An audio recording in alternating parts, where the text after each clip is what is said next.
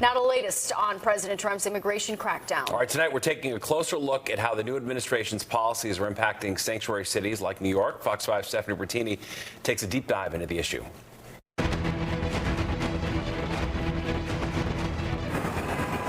New York City, long known and celebrated as the symbol of the American dream, where immigrants have a rich history, where many undocumented people call home, where dreamers, asylum seekers, and those with temporary protected status work to make a name for themselves, where most recently more than 200,000 migrants have come in pursuit of a better life. A sanctuary city with a long reputation as a safe haven. We don't know what's going to happen, said this woman as she was about to enter the Immigration and Customs Enforcement building in Lower Manhattan for an appointment on a January morning.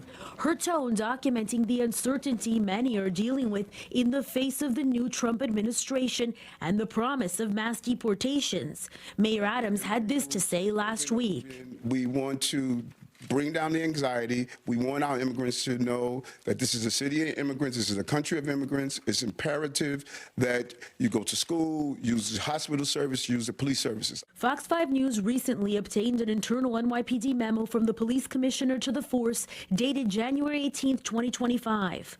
It says the fact that a person is present in the United States without lawful authorization is a civil matter, not a crime.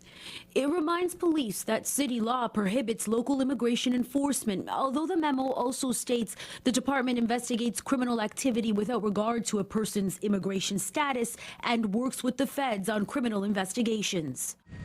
New York City's status as a sanctuary city traces back to the 1980s, with different orders and laws introduced under different mayors over the years. Mayor Adams has been vocal about supporting a rollback of sanctuary laws. Peter Markowitz is an immigration justice expert and a professor of law at the Benjamin N. Cardozo School of Law. What it means is New York City has a cluster of laws, several laws that have been passed between 2011 and 2017 that collectively say deportation is not the job of New York City.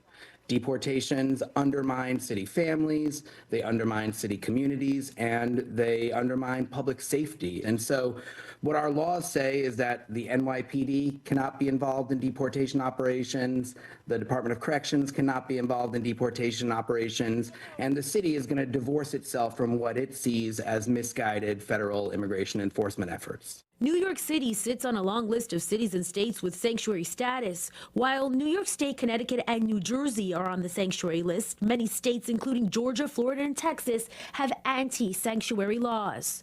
There is no single definition of sanctuary city or state. Generally, it means some protections are in place when it comes to coordination with federal authorities. Weighing in, Naina Gupta, the policy director at the American Immigration Council. The reality is that many sanctuary policies around the country protect immigrants only in name. They're mostly symbolic. They don't actually prevent local police officers or local authorities from transferring immigrants into the hands of federal immigration authorities.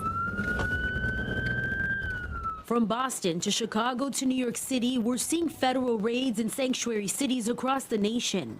The Newark mayor outraged after a raid at a fish market in the Ironbound section, an area long known in the sanctuary city as a place with a large undocumented community. Some ICE agents raided a business in our city without a warrant. When I got this information, I was appalled. The administration says it's focusing on criminals first, the worst of the worst. But anybody in the country unauthorized should take heed. It's a big culture shift in our nation to view someone who breaks our immigration laws as a criminal, but that's exactly what they are. From an executive order blocking birthright citizenship to ending refugee arrivals and deportation flights to declaring an emergency at the southern border, shutting it down to asylum seekers while sending 1,500 armed troops to help enforce security and work logistics, President Trump is clearly making moves toward his immigration crackdown and deportation promises. A lot of fear, says this man from Ecuador. It's the kind of fear humanitarians are pushing back on, especially those who wish to protect the sanctuary sentiment. We've been dealing with hysteria of mass deportation, of people feeling that any local law enforcement or any law enforcement that they see may be ICE. In response to new guidelines by the new administration allowing ICE agents to go into sensitive areas like churches and schools, a church on the Upper West Side has its message to the feds on its door.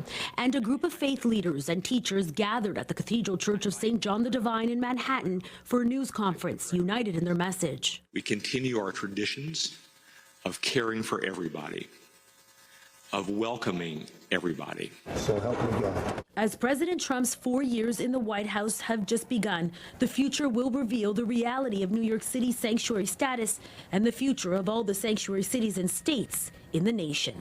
Stephanie Bertini, Fox 5 News.